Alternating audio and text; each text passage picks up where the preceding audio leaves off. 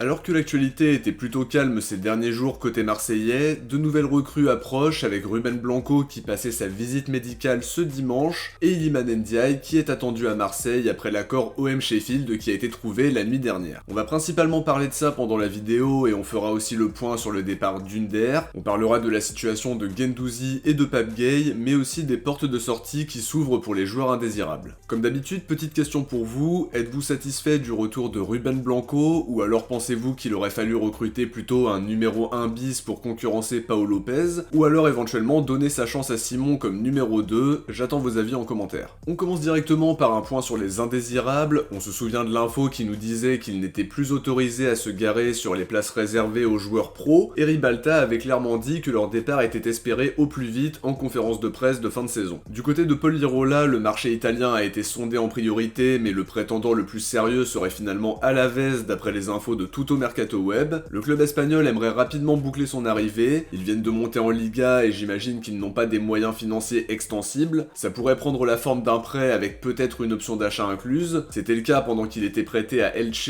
mais elle n'a évidemment pas été levée, après une saison compliquée individuellement bien sûr, mais aussi collectivement, en terminant lanterne rouge de Liga. Toujours chez les joueurs du loft entre guillemets, Jordan Amavi devrait être prêté à un club de Ligue 1 dont l'identité n'a pas filtré d'après les infos de Foot Mercato, on pense à Nantes qui semblait être le prétendant le plus sérieux en début de mercato, et encore une fois, j'imagine que ce sera un prêt sans option d'achat parce qu'il a un salaire bien trop lourd pour leurs finances. Je pense qu'on paiera encore une bonne partie de son salaire mensuel, mais quoi qu'il en soit, il faut lui trouver une porte de sortie pour ne plus payer la totalité, et c'est aussi la possibilité de relancer sa carrière dans un championnat qu'il connaît bien, après une saison très compliquée à Retafe. À voir dans les prochains jours, mais il y a deux prétendants bien identifiés pour Lirola et Amavi, par contre rien à signaler pour le moment pour Conrad et Ben Seguir. Concernant Matteo Guendouzi maintenant, on expliquait dans le dernier épisode qu'il ne voulait pas vraiment partir de l'OM cet été, une tendance qui se confirme d'après les infos de l'équipe, il s'était montré intéressé par un départ en avril quand la situation était compliquée sous Tudor, il s'imaginait revenir en première ligue où Aston Villa et West Ham étaient intéressés par lui, une situation qui a changé après le départ du coach croate avec maintenant une volonté claire de Guendouzi de convaincre Marcelino, ça n'empêche qu'il a toujours des pistes en première ligue mais qui tardent à se concrétiser d'après l'équipe, on pense à West Ham qui était intéressé par lui depuis quelques temps déjà et qui devait a priori passer à l'action après avoir acté la vente de Declan Rice. Toujours d'après l'équipe, Pape Gueye aurait tapé dans l'œil de Marcelino après ses bonnes prestations en match amical, ça reste une situation compliquée pour lui parce qu'il a une suspension de 4 mois qui va le freiner, mais malgré ça, Marcelino aimerait le conserver. Il a montré de très bonnes choses en amical, notamment dans son jeu vers l'avant et une belle complémentarité avec Ismail Assar aussi, donc on a envie de le revoir mais la suspension va quand même l'éloigner des terrains 4 mois. L'équipe précise qu'il a beaucoup de crédit en interne, la direction aime beaucoup son attitude et son mental depuis le début de l'affaire Watford. Maintenant, si Marcelino compte sur lui à son retour de suspension, faut bien sûr se pencher sur sa prolongation parce qu'il n'a plus qu'un an de contrat, et on peut pas se permettre de perdre libre un joueur qui a une belle valeur marchande, qui sort d'un prêt réussi à Séville et qui est un joueur international. Du côté d'Alexis Sanchez, pour qui ça tarde depuis trop longtemps, le Corriere dello Sport parle d'un intérêt de l'Inter qui aimerait le faire revenir après avoir perdu Dzeko et peut-être Correa dans les prochains jours. Son profil aura été validé à tous les étages du club milanais, y compris par Inzaghi, et clairement c'est une info qui me surprend parce qu'il est parti l'été dernier pour avoir un rôle plus important ailleurs, et là maintenant il voudrait le faire revenir. Après c'est pas impossible parce qu'il est libre, mais ce serait quand même très surprenant s'il revenait à l'Inter un an après être parti. Il y a quelques jours on entendait dire que Sanchez était à Marseille, une info confirmée par l'équipe qui nous dit simplement que Sanchez récupérait ses chiens, mais qu'aucun rendez-vous n'avait été prévu entre les deux parties. Ça incite pas vraiment à l'optimisme, et à côté de ça on a aussi entendu parler d'un intérêt de la Juve, de Galatasaray aussi. En tout cas, ça prend beaucoup de temps et j'ai vraiment hâte qu'on connaisse l'épilogue de ce dossier pour enfin être fixé, d'autant plus qu'on a de grosses échéances européennes dans quelques jours. Sur le dossier Under maintenant, Foot Mercato affirmait samedi qu'il n'y avait pas encore d'accord entre l'OM et Fenerbahçe mais que les positions se rapprochaient. Il parle d'un montant compris entre 12 et 15 millions d'euros en incluant les bonus. C'est pas encore totalement bouclé d'après Yagis Sabounkoglou, il reste des discussions sur l'étalement du paiement et sur d'éventuelles primes.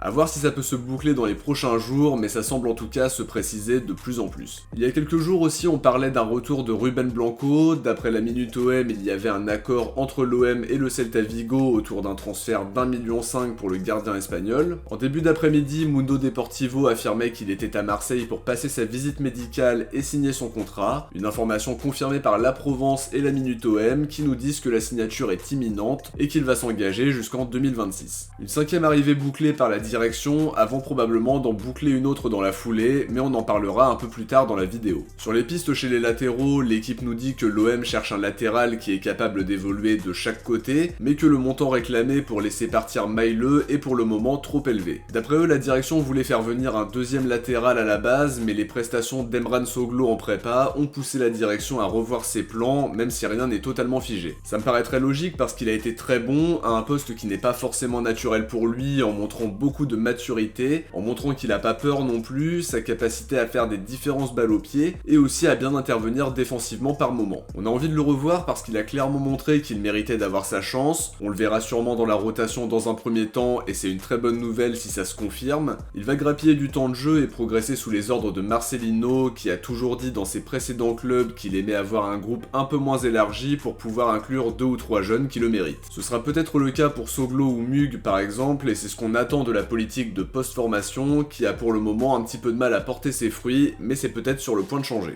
On termine maintenant cet épisode par la grosse information de la vidéo. Le dossier Iliman Ndiaye a connu énormément de rebondissements depuis le début, il y a même un moment où on pensait que c'était une piste définitivement à oublier parce qu'il allait rester à Sheffield, mais finalement l'OM n'a pas lâché l'affaire et ça a fini par payer. Marwan Belkacem affirmait cet après-midi que l'arrivée d'Iliman Ndiaye à Marseille était imminente, une information confirmée par Mohamed Bouafsi qui nous dit qu'un accord a été trouvé samedi soir pendant la réunion à Londres entre Longoria, Sheffield et les représentants du joueur. Iliman Ndiaye est attendu à Marseille ce dimanche soir avant de passer sa visite médicale demain. Info confirmée par Fabrizio Romano mais aussi par RMC qui parle d'un montant de 15 millions d'euros, un montant bien loin de ce qu'on a pu entendre ces dernières heures mais qui reste un montant intéressant pour Sheffield, sachant qu'il n'avait plus qu'un an de contrat et qu'il aurait pu négocier librement avec son futur club à partir de janvier. Ça confirme bien ce qu'on a entendu, la volonté du joueur c'était de venir à Marseille pour jouer dans son club de cœur et je pense qu'il y a très probablement eu beaucoup de bluffs dans les infos qui sont sorties sachant que les négociations traînaient. En tout cas le principal c'est qu'il va bien s'engager à l'OM jusqu'en juin 2028 et contient notre 6ème recrue étant donné qu'en parallèle Blanco passait sa visite médicale ce dimanche. Une excellente nouvelle parce qu'on aura un groupe très cohérent pour le 3ème tour préliminaire, avec un secteur offensif déjà bien garni et des profils différents. Le mercato n'est pas complet parce qu'il faut recruter un latéral polyvalent et qu'il y aura aussi des départs, certains peut-être inattendus à l'heure actuelle et faudra les remplacer. En tout cas ça bosse très bien côté marseillais avec un mercato très ambitieux, vraiment hâte de voir ce qui nous attend d'ici fin août sur le terrain mais aussi dans le mercato, mais je suis déjà très